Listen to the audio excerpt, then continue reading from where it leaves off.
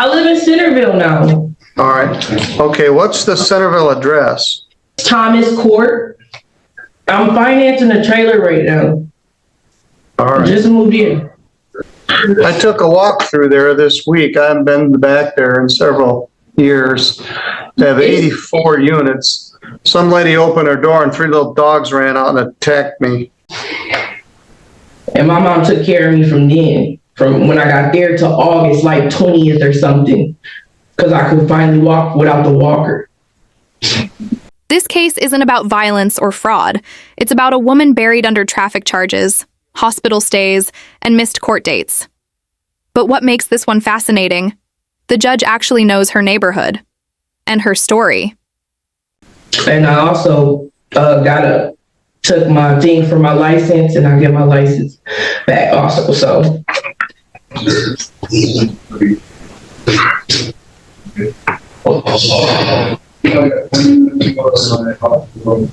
You say you have your license back?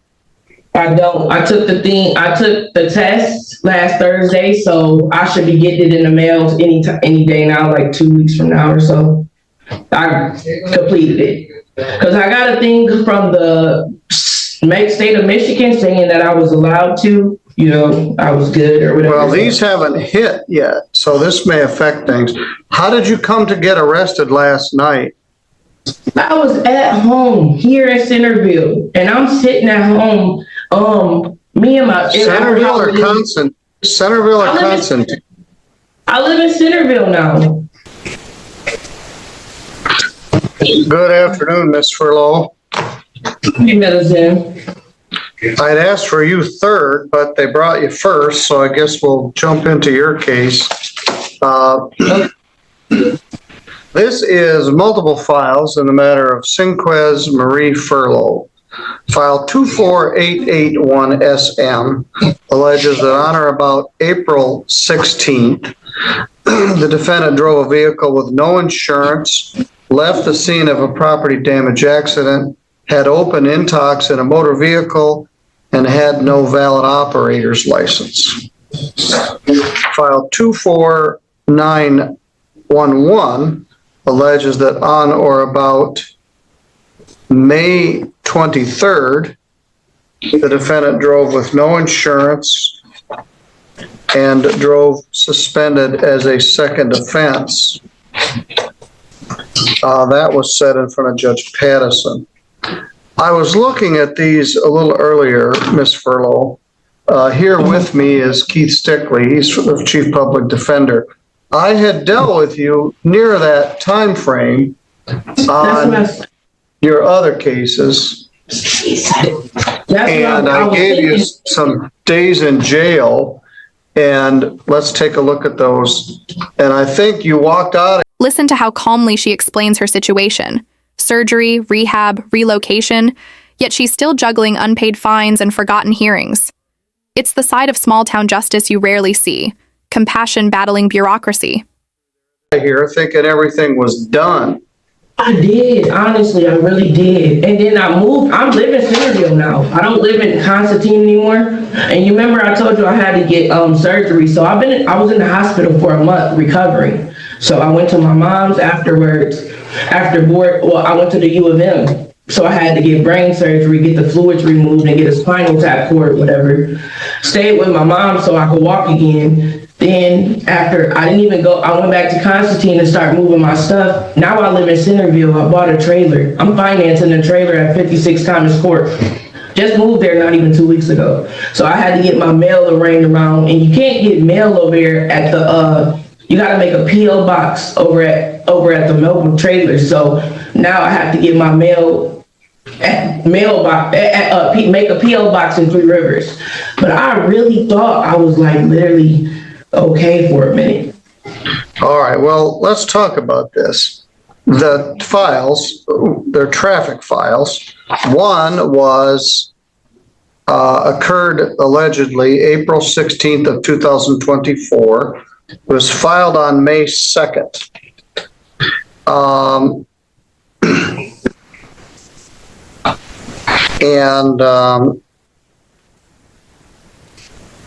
I saw you on July 8th on that old assault case. I gave you 10 days credit to, I saw you on June 5th, leaving 8 days to serve. The other case, both of these were sort of after that. I gave you 8 days jail on June 5th. You were taken into custody on that day. Then you had these other charges, and one was set for arraignment on June 18th, and you didn't show up. And I did a show cause, you didn't show up for that in July. But that might have been when you were in the hospital. Yeah, because I remember I got let out that Tuesday. I went to the hospital that afternoon, and I was took in that afternoon, the day I got let out, and I had stayed in there for a month. Well, what I'm going to do is I'm just going to skip a step and go right to attorney pretrial. Okay. You were in the hospital from when to when? I got out, when it was that day? It was on a Tuesday. It was a Tuesday, so I'm trying to figure out, I got out that day. It would have been like in late June and July? I think it was July. I'm not for sure. I'm trying to figure out. It was a Tuesday, though. All right, well, I'm going to set... You know what? Yeah, you want to know what? Not to cut you off, because I got out around July, like my sister's birthday was the 27th, so I got out like the 28th, and then I had to do rehab, like to get back, walking again. Here's where the tension peaks. The judge is trying to balance empathy with accountability. He knows her personal struggles, but the system still demands structure. What would you do in his place? Show mercy or enforce the rules? And my mom took care of me from then, from when I got there to August, like 20th or something, because I could finally walk without the walker. I'm going to set the bond in 24,881 at $500 PR. Okay. The no insurance and driving suspended. And I also took my thing for my license, and I get my license back also, so.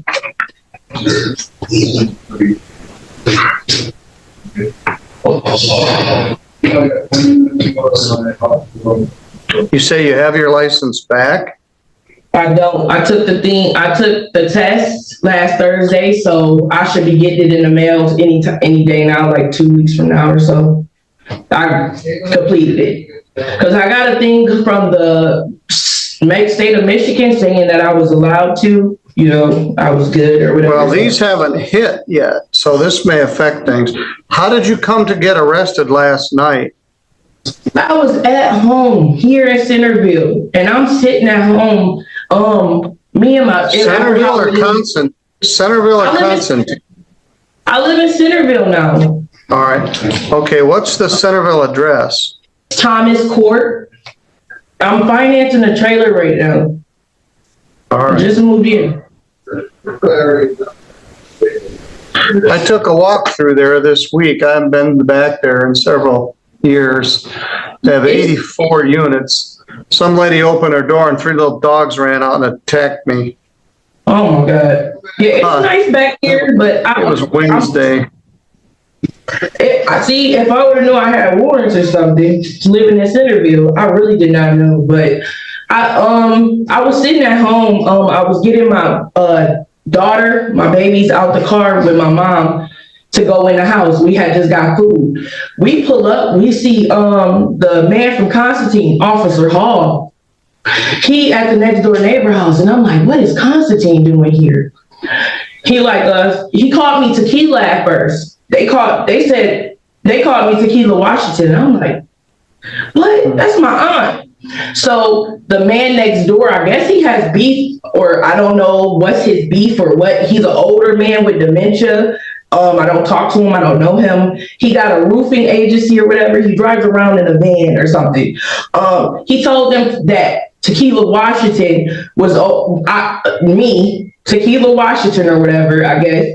She's over there and she got her kids inside the home and she left them by themselves. So as Officer Hall seen, I was getting my kids out the car with the All right. McDonald's trick-or-treating. I'm gonna let you, you're right, the Washingtons and the Furloughs are related, but you're not Tequila, you're Cinquez, and I dealt with a bunch of stuff in June. This stuff was percolating in July. You did Right. call the court, you did miss several court dates. I know, yeah. But you were in the hospital and you were doing rehabilitation. So I'm giving you a PR bond in all files. I'm simply going to go ahead and show a not guilty plea. I'm going to appoint an attorney and set an attorney pretrial for December 5th at 8:30. This skips And I to live another. over here.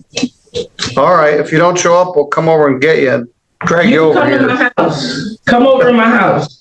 Well, I walked past your house on Wednesday. I'm not going over there again. That lady's little dog bit me in the foot. So, I'll see you Just on knock on my December door. I'm 5th. just kidding. All right, I'll be- we're going to give you the court-appointed attorney. You call and make an appointment to discuss it. In the end, Judge Middleton offers a personal bond and sets a new date, showing that fairness doesn't always mean punishment. It's small-town justice at its most human. What's your take on this ruling? Drop a comment, hit like, and subscribe for more powerful courtroom moments. With them. Okay. All right, I'll see you then. Thank you. See you then. Mr. Stickley, I go all over the place. I go down dead-end roads. I like to know what everything looks like. And so I hadn't been back to the park in several years. TJ was doing some cases for them, and they're trying to clean it up and cite some new trailers in there. And there's a lot of units back there, 83. You wouldn't even know they're there. You really get a little nip on a toe? What? You really get a little nip on a toe?